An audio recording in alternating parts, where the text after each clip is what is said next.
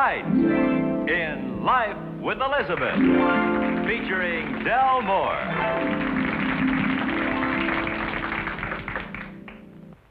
Incident number 1 in the life of Elizabeth occurred because Alvin wasn't up on his children's stories. If he had been, Elizabeth could never have completed the following psychological study. Elizabeth, how are you tonight? Boy, you're in a silly mood. What are you going to do to poor Alvin? Careful, he's watching.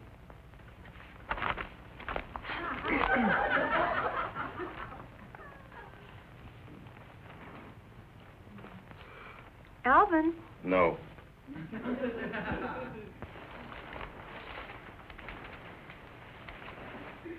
How did you know what I was going to say? Every time you read a magazine, you either want to remodel the house or give me a test. The answer is no on both counts. While you're breathing down my neck, what's the 4-letter word meaning hirsute? Hair. And yours is getting thin. H-A-I. What do you mean mine is getting thin? It's not fat. That's a joke, honey. I didn't make it up, but I changed it around so... What's the matter? Elizabeth, is my hair getting thin? Well, nothing more hair wouldn't cure. You got a couple of hand mirrors around? Why, 2? You can't see the top of your head with only one. I have an idea, darling. If you could roll your eyes back far enough, you could check it from the inside. Very funny.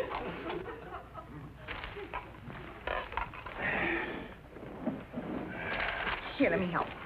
Look, no thanks. Go away. I don't trust you. Alvin, what a thing to say. My gosh, it's worse than I thought. I told you, there's a bald spot back there as big as my hand. Wait a minute, I can't get these mirrors to hold still. Say, is that a piece of metal in my head? No, it's my ring. Oops. You think I fell for that business about the hand in front of the mirror, didn't you? Well, maybe you didn't. But I bet for a minute there you thought you were a knucklehead. A knucklehead. Elizabeth, I shan't divorce you for this. However, I do feel constrained to punish you in some way. Constrained? Was it a test you wanted me to take? Yes. I won't take it. That's your punishment. Okay. 7-letter word. Cambodian manuscript. Have you had that red spot on your ear very long? On your left ear? Of course. Your left ear.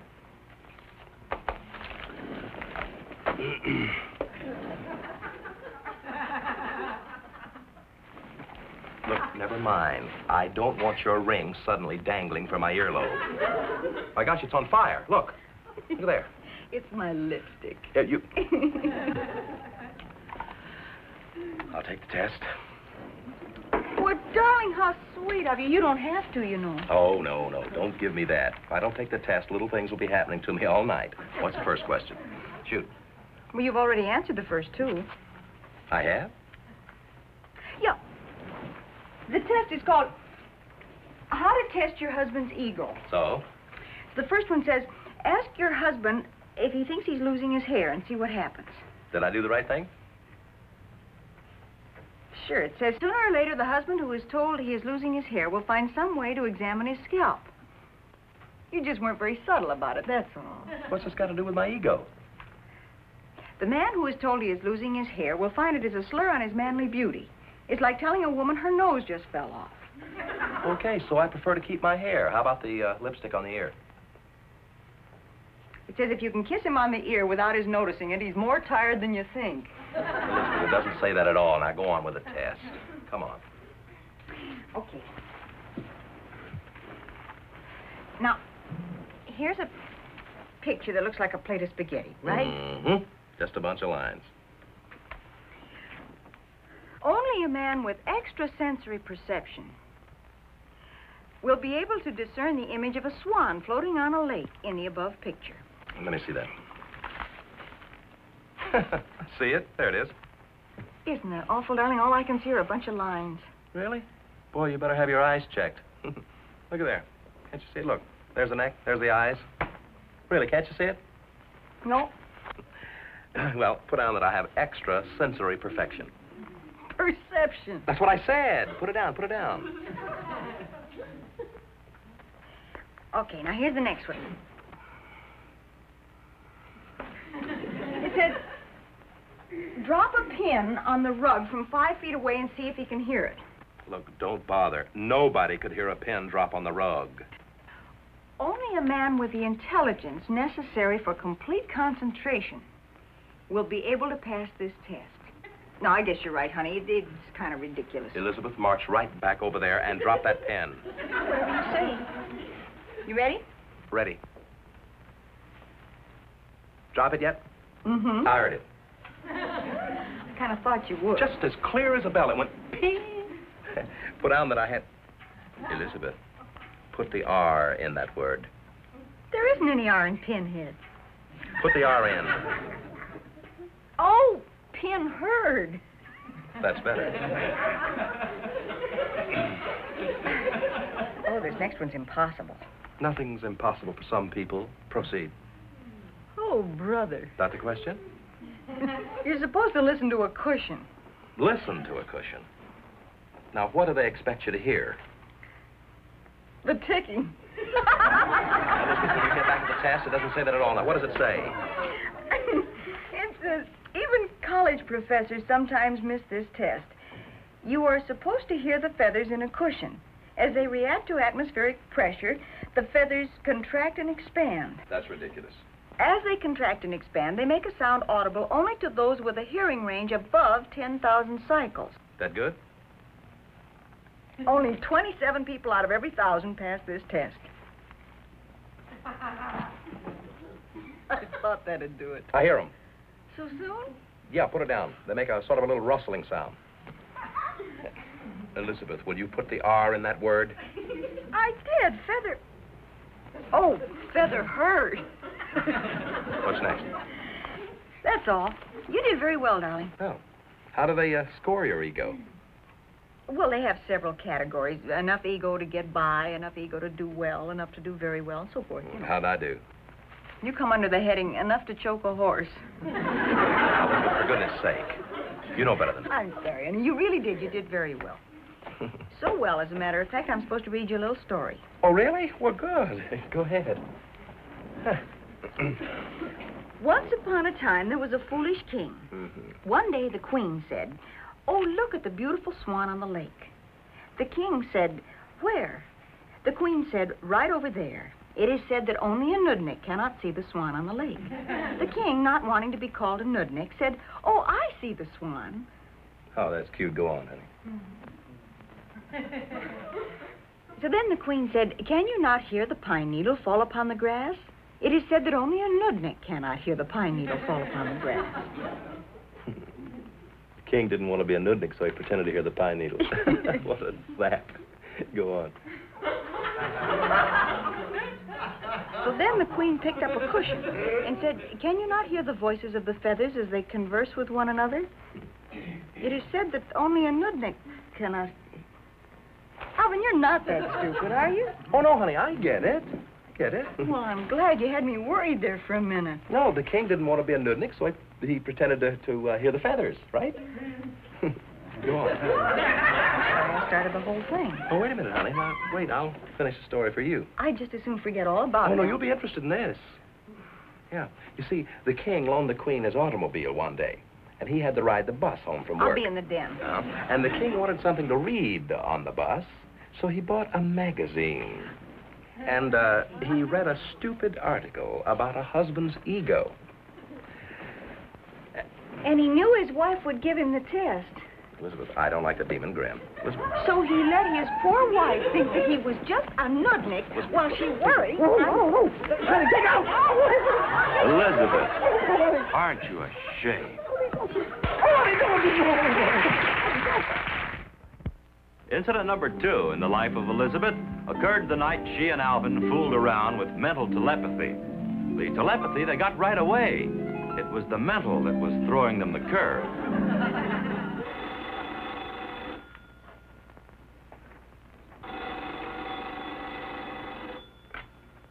Hello. Oh, hi, Babs. Just a minute. Elizabeth! Honey. Who is it? Genius friend of yours up the street. Boobs. Hello, Babs. Hi. Oh, we're doing fine. How about you? What's on your mind? That's a ridiculous question. What's on your mind? Uh-huh. It sounds interesting. No, we don't have the magazine, but I read the article in the beauty parlor. Yeah. Well, I'd love to, but I don't think I have the brain power for it. I suppose she does. Okay. Well, listen, I'll probably see you tomorrow. Brother. All right. Good. Thanks for calling. Bye-bye. I would appreciate it if you wouldn't make your profound little comments while I'm on the phone. I'm sorry. What did Vacuum Head want? She read that article I was telling you about on mental telepathy. Oh. She thinks if she and I learned to use telepathy, we could have our phones taken out. Oh, brother. Well, Babs may not have a very superior intellect, but she isn't very bright. What's the matter with the set? I don't know. I got a good picture, but no sound. Well, why don't you try another channel? No use. I've tried them all. Won't work. Wait a minute, honey, that looks like a pretty good movie. It'll have to sound like a good one, too, before I... Wonder what she's saying. Come here, let's try to read their lips. Oh, he just said, have a cucumber. He did not. He said, I love you. Oh. She just said something about the papers. She said, don't turn purple. That was either Daddy can't stand the sight of you or Dudley has the measles. Telepathy would come in handy now, wouldn't it? Sure. Hey, what's he dunking his wristwatch in the water for? It's the commercial. Oh, well, no good without the sound. Well, I guess one picture is not worth a million words. What did you say? The same thing you did, the same time. Well, that isn't an ordinary phrase either. You know, you and I do that quite often. Sure, but I thought it was because we're around each other so much. Well, it could be that, but it could be telepathy, too. Yeah. This article Babs was talking about, it says that mental telepathy is a proven thing. No hocus pocus? For real? No, honey. They've been experimenting with it at Duke University for some 20 years. I wish I could remember some of the experiments. Do you want to try it? Sure. We're cut off from the outside world anyway. What do we do? I'm trying to think. There was something about cards, but I can't. No, I know. Look, you go on in the other room. Bring back what I tell you to bring back. Okay. The way we think alike, it ought to be a snap for us. All righty.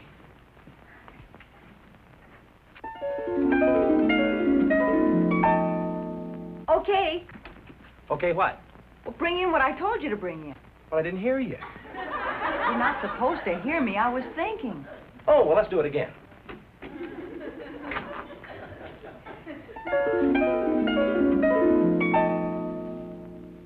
Alvin? Ready? I've been waiting. Well, maybe you better think of the object and then think, okay. No, that's pretty advanced. Look, I'll just think of the object and then I'll call you. All right. Look, now, don't change the object because I'm getting a real strong signal.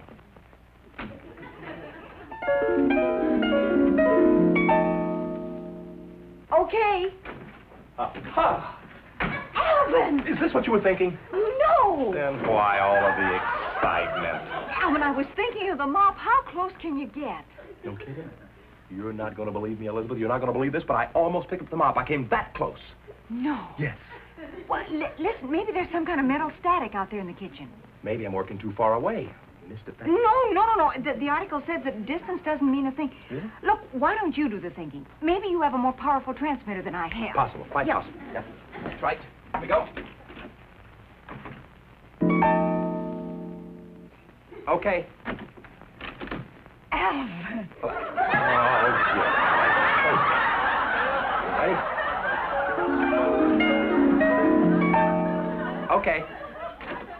Nothing came through. Maybe you better think a little louder. Think a little louder. Okay. Is this it? I was thinking of a vase. Well, now, wait a minute. It wasn't supposed to work every time, and a lamp and a vase aren't so very different. You try one more. Hold on now. This time I'm going to knock you right off your feet.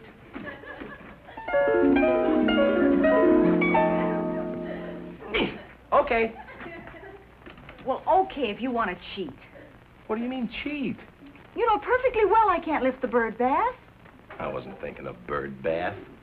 I was thinking of saucer, an ordinary saucer. Bird bath. Well, wait a minute, honey. Listen, they're both round. Forget it. Sure, and I've heard of a lot of canaries taking baths in saucers. And not only that... Oh, let's face it, honey, a mop and a broom aren't the same thing either. Well, I'm willing to say something else. Neither one of us has a superior intellect. That's all. Now, wait a minute. That's facing a little too much. After all, mental telepathy takes two, you know, one to transmit and one to receive. Yeah.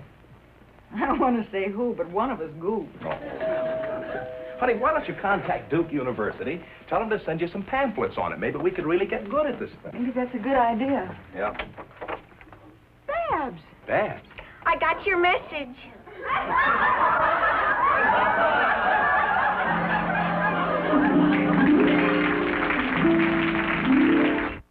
Incident number 3 in the life of Elizabeth occurred on National Break the Window Day. As you know, National Break the Window Day is almost any Sunday in the summer when the weather is good enough for the neighborhood husbands to be practicing golf shots on the front lawn. Okay, Mac, now watch this slow backswing. Oh, Elizabeth, that's the worst thing you can do to a golfer. And that's the worst thing you can do to a housewife. Look at my lawn. Hold it, Mac. Having a little trouble. I thought you so-called golfers were supposed to replace your pivots. Divots. And I can't replace it. It came out of Mac's lawn. Mac who? McDonald over there. You mean he hit this from clear across the street and 2 houses up? Yeah, he got under it a little. I will not have you two characters batting grass back and forth. Go in the house! Having a little strain with the missus. And don't call me the missus. Don't you ever say again how much damage gophers do. Honey, all we... Probably have the only lawn on the block with chicken pox. But, honey... You missed me. I didn't have my mouth open. Will you tell Bobby Jones to take his caddies and go in the house? Guess that's all for today, Mac. Spoil sport. Well, I'm happy to spoil this sport. Why don't you do something useful like Jack Boniface over there? Is he washing that car again? Sure he is. What a built. Bet that car of his thinks there's a cloudburst every Sunday. Looks good, Jack. Oh, thanks. Car looks good, too. Elizabeth. Can you do that, honey? He waved to me with his biceps. What are you doing? Trying to wave back. I can't even nod hello. Oh, honey, why did you? You made me hook. Oh, Alvin, you broke Jack's windshield. Well, gee whiz, you talked on my backswing. He's going to feel terrible, honey. You know how he babies that car. We'll have it fixed. We'll have it repaired, Jack. Oh, here he comes. I don't like the look in his eye. Think I hear the phone? Yeah, we'll gladly have... Alvin! No, you forgot your evidence. Evidence?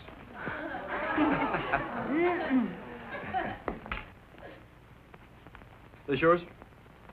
You can have it, Jack. Elizabeth and I were just saying we'd be more than glad to replace your windshield. These things happen. I talked on his backswing.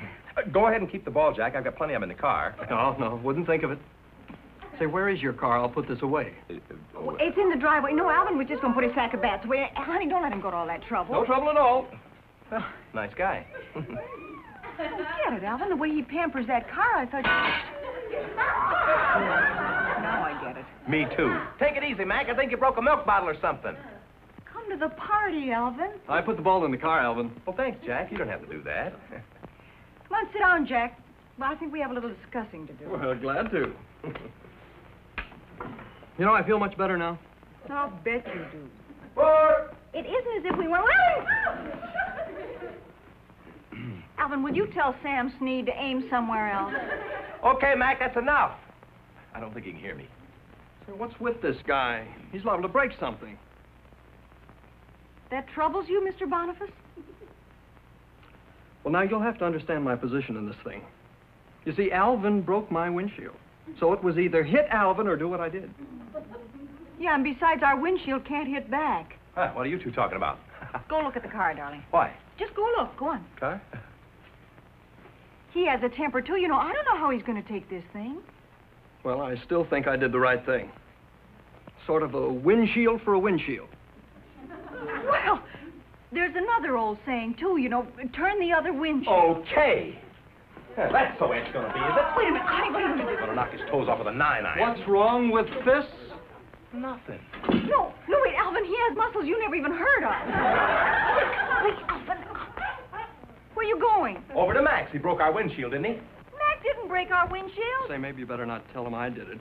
It's kind of tough at that. Do you really rather I didn't? Rather you wouldn't what? Go ahead, tell him. You two have yourselves in a situation that only two men could have gotten into.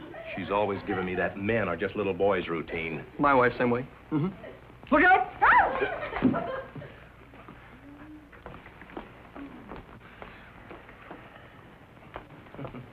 Tell Mac I'm going to tell his mama on him. Okay, Mac, that's enough. Didn't even holler 4 that time.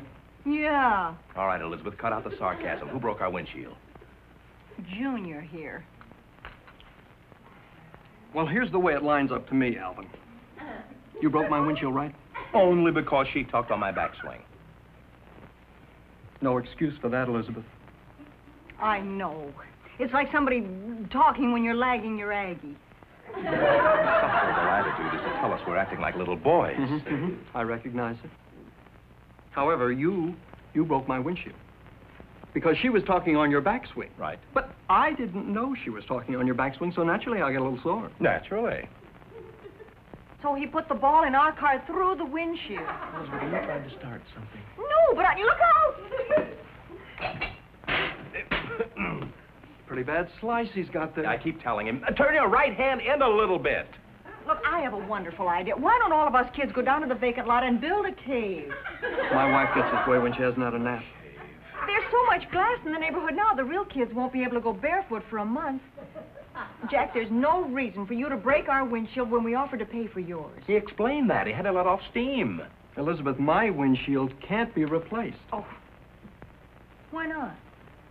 Well, where am I going to get all my windshield stickers? Oh. No, really. I had stickers from Carlsbad Caverns, from Yosemite, from Lake Louise. That's the one with the blue stripe. Right. Yellowstone, Johnson's Cave.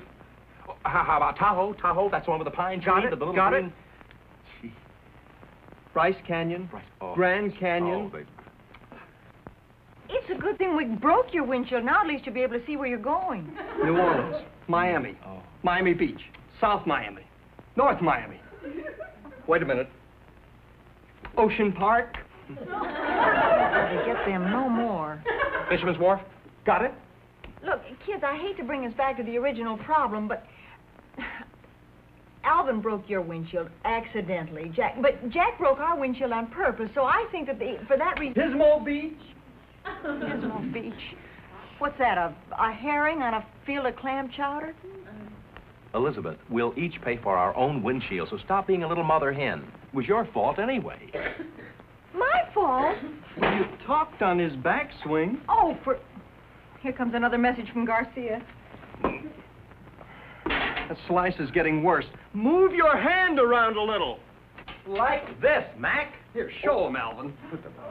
No, Jack, no, Alvin, don't you dare hit that ball. Now, what's this, Mac? I'll talk on your backswing. No! You hooked. She talked. Is it supposed to turn left like that? That's old Lady Skinridge's window. Come on, let's hide quick. She'll think Mac did it. Run, quick, run, hide. Come on. You'll be already shinnied up a tree. Did she come out of the house yet? Go away, she'll see us. March right up to Mrs. Skinridge and tell her you're sorry and offer to pay for that window. Oh, you Hey, look, back hit Richard Hey. the other day. Say goodbye to the people. Goodbye, everybody. She hit Richard. And now, here to say goodbye to you is the lovely star of our show, Betty White. Thank you, Jack. And thank you, everybody. Thank you. You know, Elizabeth's troubles still weren't over. Mrs. Skinridge was so proud of the little boys for owning up, she gave them cookies and lemonade. And they ate too much, and they didn't feel well at all. Until we see you again, be with us next week, will you? Goodbye, everybody.